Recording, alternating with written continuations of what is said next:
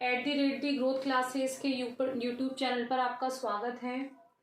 हमने स्टार्ट किया था सॉल्ट पेपर यूनिट फर्स्ट के 2022 के पेपर की बात हम कर चुके थे। यूनिट फर्स्ट के लिए आज हम बात करेंगे 2021 के पेपर की, जिसमें हमारा क्वेश्चन है ClF3 अणु T आकार का है जबकि SF4 अणु विकर्ण चतुष्फलकीय है, समझाइए क्यों। ClF3 molecule is T-shaped whereas SF4 molecule is distorted tetrahedral. Explain why। यानी जो ClF3 अणु है उसका T आकार क्यों होता है और SF4 अणु जो है वो विकर्ण चतुष्फलकीय यानी कि डिस्टॉर्टेड टेट्राहेड्रल क्यों होता है, उसके बारे में हम यह बात करेंगे। हमने लास्ट 2 क्वेश्चन की यानी 2022 के पेपर की बात हम कर चुके हैं। जिन लोगों ने उस वीडियो को अभी तक नहीं देखा है वो प्लेलिस्ट में जाके सॉल्व पेपर यूनिट फर्स्ट के आप लोग देख सकते हैं। 2021 के हमने यूनिट फर्स्ट के सॉल्व किए थे, उसमें 2 क्वेश्चन हम सोल्व कर चुके हैं। आज हम तीसरा क्वेश्चन स्टार्ट कर रहे हैं। जो लोग चैनल को फर्स्ट बार देख रहे हैं या जिन्होंने अभी तक चैनल को सब्सक्राइब नहीं किया है तो पहले आप प्लीज़ चैनल को सब्सक्राइब कीजिए। वीडियो अगर आपको पसंद आता है तो उसे लाइक और शेयर कीजिए, सब्सक्राइब जरूर कीजिए चैनल को। देखिए, बात करते हैं कि ClF3 अणु T आकार का है जबकि SF4 अणु विकर्ण चतुष्फलकीय क्यों होता है। तो इसका आंसर होगा, सबसे पहले हम बात करें ClF3, तो इस अणु में क्लोरीन परमाणु का इलेक्ट्रॉनिक विन्यास निम्न है।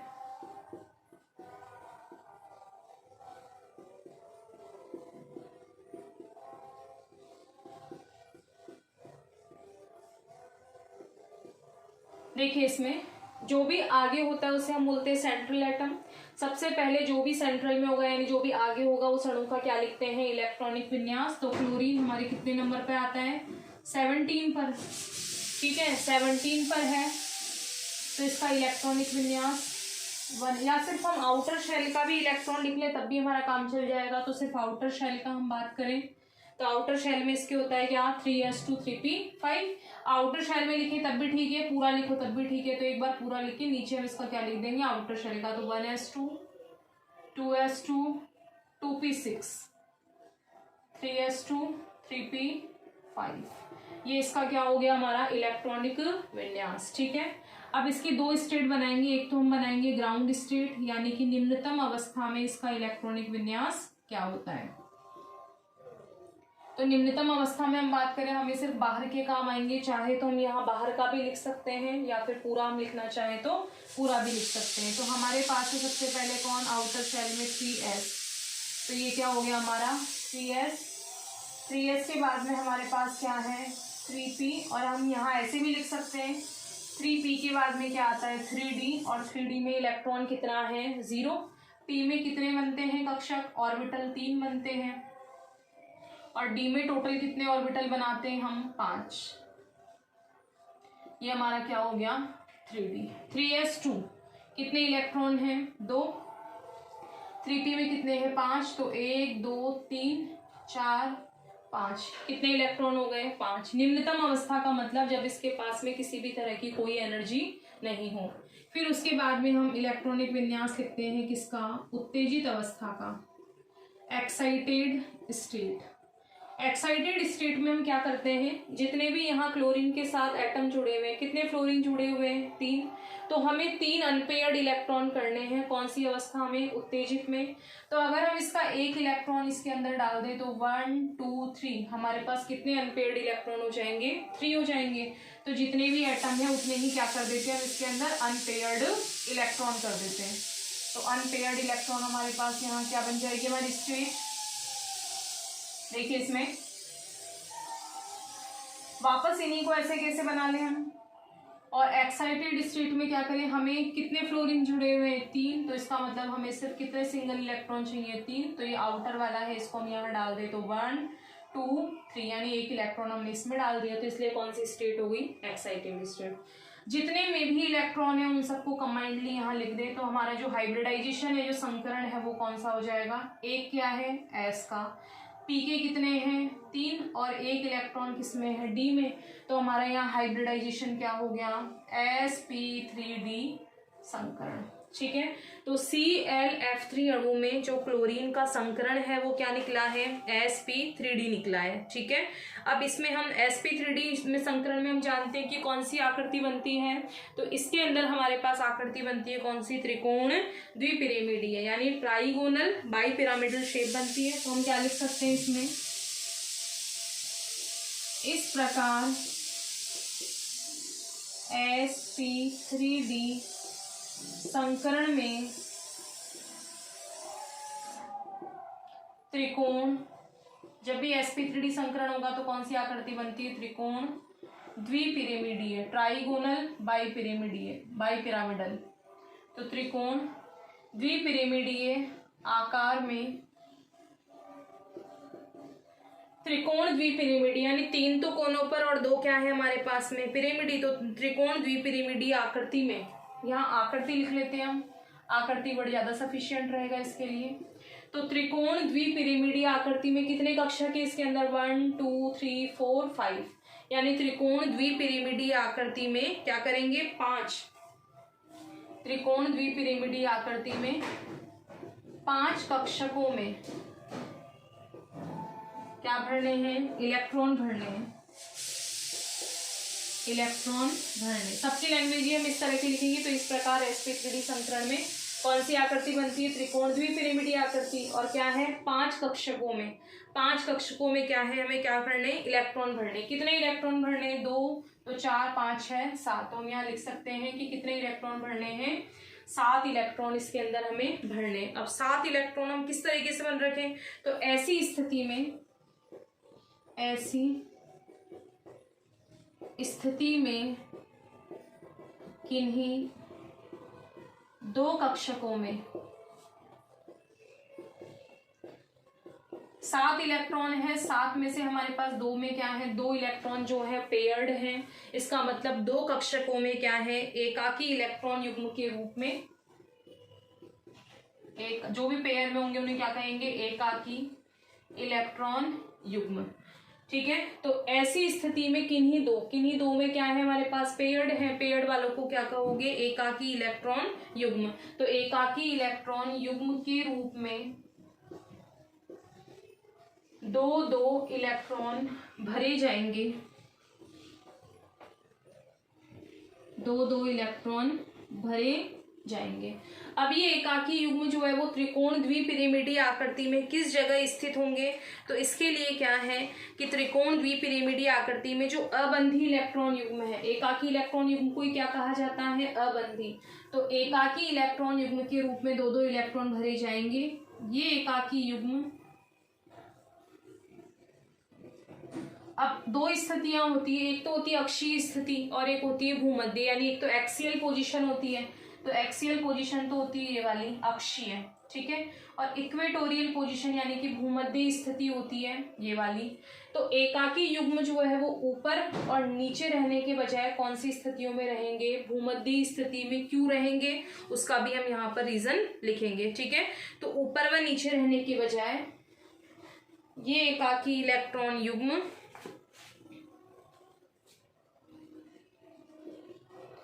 अक्षीय स्थिति में रहने के बजाय भूमध्य स्थिति में रहते हैं, भूमध्य स्थिति में रहते हैं। कौन सी स्थिति में रहेंगे, भूमध्य स्थिति में रहेंगे। अब भूमध्य स्थिति में क्यों रहेंगे, क्योंकि 90 डिग्री के कोण पर क्या नहीं रहता है, बॉन्ड पेयर लोन पेयर प्रतिकर्षण नहीं रहता है, क्योंकि इसमें बॉन्ड पेयर हम पढ़ चुके हैं इसके बारे में, बॉन्ड पेयर, और ये क्या है, लोन पेयर यानी बंधी प्रतिकर्षण, और ये है एकाकी युग्म का प्रतिकर्षण। तो बॉन्ड पेयर लोन पेयर प्रतिकर्षण नहीं रहता है। तो हमने रीजन लिख लिया कि अक्षीय स्थिति में रहने की बजाय भूमध्य स्थिति में क्यों रहता है, क्योंकि इसमें बॉन्ड पेयर लोन पेयर क्या है, प्रतिकर्षण नहीं रहता है और अणुओं में नहीं रहता है, और अणुओं में क्या हो जाता है, स्थायित्व आ जाता है। अणु में क्या आ जाता है, स्थायित्व आ जाता है। ठीक है, स्थायित्व आ जाता है। और इसके अब लास्ट में हम ये लाइन जोड़ देंगे इसके अंदर की, इसीलिए ClF3 अणु जो है वो कौन सी आकृति का होता है, इसलिए ClF3 अणु T आकार का होता है। तो हमें यही एक्सप्लेन करना था कि ClF3 अणु जो है वो T आकार का क्यों होता है, उसका हमने यहाँ रीजन लिख लिया। फिर इसकी आकृति हम आगे बनाते हैं। तो इस प्रकार हमारे पास समीकरण निकला था sp3d, उसमें त्रिकोण द्विपिरामिडीय आकृति में टोटल कितने कक्षक थे, 5। 5 में से 2 क्या है, लोन पेयर है। लोन पेयर कौन सी स्थिति में रहेंगे, अक्षीय स्थिति में रहने की जगह इक्वेटोरियल पोजीशन पर रहेंगे। क्यों, क्योंकि बॉन्ड पेयर लोन पेयर यानी कोई भी एकाकी युग्म उस स्थिति में रहते हैं जहाँ प्रतिकर्षण कैसा हो, कम से कम। अणु में क्या आ जाएगा, स्थायी। और ClF3 अणु जो है वो कौन से आकार का हो जाएगा, T आकार का हो जाएगा। ठीक है, फिर इसकी संरचना की हम बात करें तो इसमें क्या संरचना बनेगी, तो sp3d संकरण में हमने कहा कि कौन सी आकृति बनती है, त्रिकोण द्विपिरामिडीय। तो इसकी आकृति हमारे पास क्या बन जाएगी, सेंट्रल एटम कौन है, क्लोरीन, तो यहाँ Cl आ गया। ठीक है, हमने कहा कि त्रिकोण द्विपिरामिडीय आकृति की भूमध्य स्थितियां हैं, तो चाहो तो हम इसको ऐसे भी बना सकते हैं, इस तरीके से। एक लोन पेयर डाल दिया यहाँ और एक लोन पेयर डाल दिया यहाँ। ठीक है, और ये वाला हमारा F, यहाँ पर भी हमने क्या जोड़ दिया, F, और यहाँ पर भी हमने क्या जोड़ दिया, F जोड़ दिया। तो इस तरह से हमारी ये आकृति बन गई। इसमें हम इसको इस तरीके से कर सकते हैं, ये तो हो गया हमारा त्रिकोण, और ये कौन से हो गए, ऊपर और नीचे है, तो ऊपर और नीचे हमारी ये कौन सी आकृति हो गई, द्विपिरामिडीय। ठीक है, तो त्रिकोण द्विपिरामिडीय। लेकिन लोन पेयर को हम संरचना में इन्वॉल्व नहीं करते, तो इसका आकार कौन सा बचा, सिर्फ ये वाला बचा। अगर हम लोन पेयर को हटा दें, ये और ये, इसलिए इसका नाम क्या रख दिया, T आकार। कौन सा आकार है ये, T आकार, क्योंकि लोन पेयर को अगर हम हटा दें तो हमारे पास सिर्फ क्या बचेगा, ClF3। कौन से शेप का है ये, T आकार का। तो इसकी संरचना जो है वो इस प्रकार की रहती है। ये दोनों इसी स्थिति में क्यों रहे, क्योंकि इस स्थिति में जो लोन पेयर है और ये जो बॉन्ड पेयर है, इनका प्रतिकर्षण क्या होगा, सबसे कम होगा। तो प्रतिकर्षण सबसे कम होने के कारण ये स्थायित्व की अवस्था है, और स्थायित्व की अवस्था में कौन से आकार में आ जाएगा, T आकार में। ये तो अपने कंप्लीट हुआ कि ClF3 अणु जो है वो T आकार का होता है, क्यों। जबकि अब हम बात करेंगे किसकी, SF4 की, कि SF4 अणु जो है वो सेम इसी तरह से हम इसका भी पढ़ेंगे। तो देखिए इसके अंदर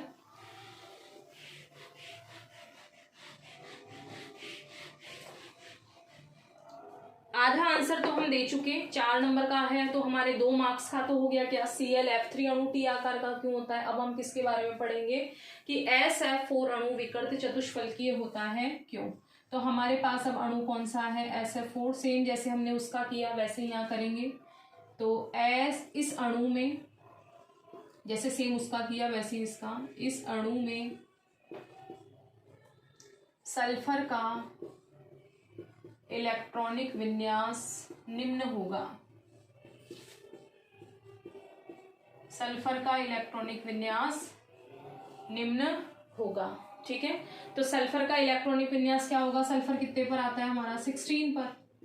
तो क्या हो गया इसके अंदर, 1s2 2s2 2p6 3s2 3p4। ठीक है, आउटर शेल में वही 3s2 3p4। तो सेम उसी की तरह पहले कौन सी अवस्था बनाएंगे हम इसकी, निम्नतम अवस्था। तो निम्नतम अवस्था में हो गया 3s2।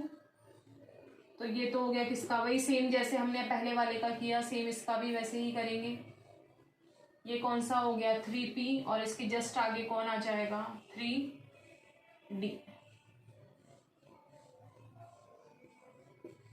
तो यहाँ पे भी हम 3d को लिख दें, तो 3d हमारा यहाँ क्या है, यहाँ पर भी 0 है, तो 3s2 3p4 1 2 3, और ये हमारा कौन सा हो गया, 4। ठीक है, अब इसमें SF4 है, यानी फ्लोरीन कितने हमारे पास, 4।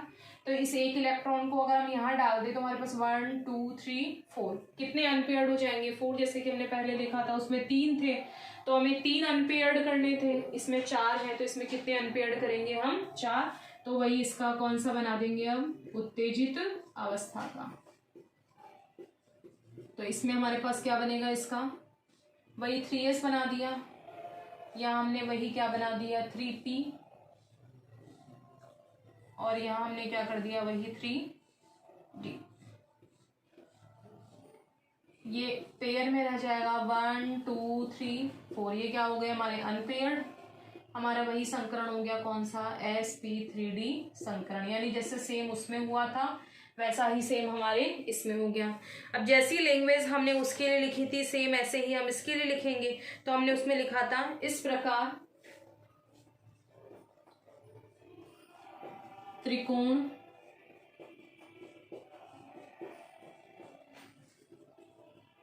द्विपिरामिडीय, त्रिकोण द्विपिरामिडीय आकृति। sp3d संकरण है तो उसमें भी क्या थे? त्रिकोण द्विपिरामिडीय आकृति, और इसमें भी क्या है? त्रिकोण द्विपिरामिडीय आकृति। तो इस प्रकार त्रिकोण द्विपिरामिडीय आकृति में बने हुए, त्रिकोण द्विपिरामिडीय आकृति में बने हुए 5 है sp3d, 5 sp3d कक्षकों में कितने इलेक्ट्रॉन भरने? 2 3 4 5 6। कितने इलेक्ट्रॉन भरने? 6 इलेक्ट्रॉन भरने हैं। ऐसी स्थिति में लोन पेयर कितना रहेगा? 4 तो हमारे पास अनपेयर्ड है और एक क्या है हमारे पास? Lone pair. उसमें हमने पढ़ा था कि अक्षीय स्थिति पर नहीं आते। कौन सी स्थिति पर होते हैं? भूमध्य पर। तो सेम ऐसे ही इसमें हम करेंगे कि जो एक लोन पेयर है वो कौन सी स्थिति में रहता है? भूमध्य स्थिति में रहता है। तो हम लिखेंगे ऐसी स्थिति में एक एकाकी इलेक्ट्रॉन युग्म बनेगा जो भूमध्यी स्थिति में होगा, क्योंकि इस स्थिति में प्रतिकर्षण सबसे कम होगा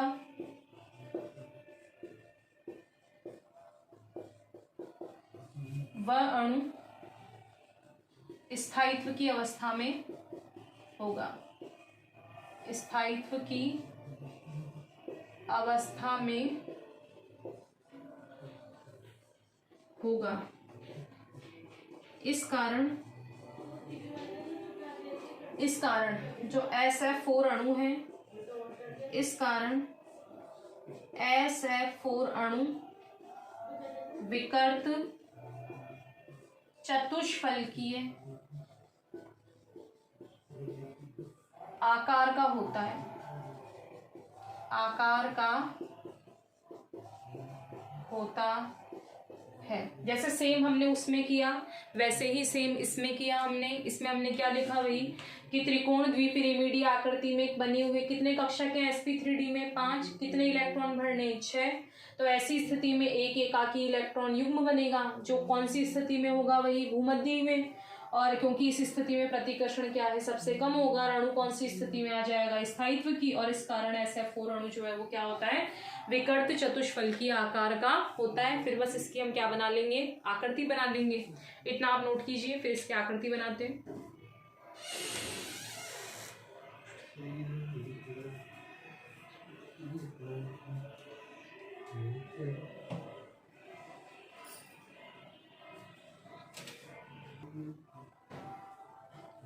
आकृति बनाते हैं हम इसकी।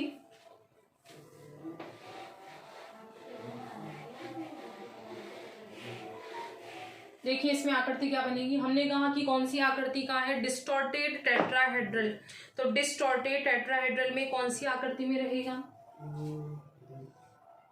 वही त्रिकोण द्विपिरामिडीय, जैसे हमने उसमें बनाया था वैसे इसमें बना लिया। इसमें हमारा केंद्रीय परमाणु कौन है? सल्फर।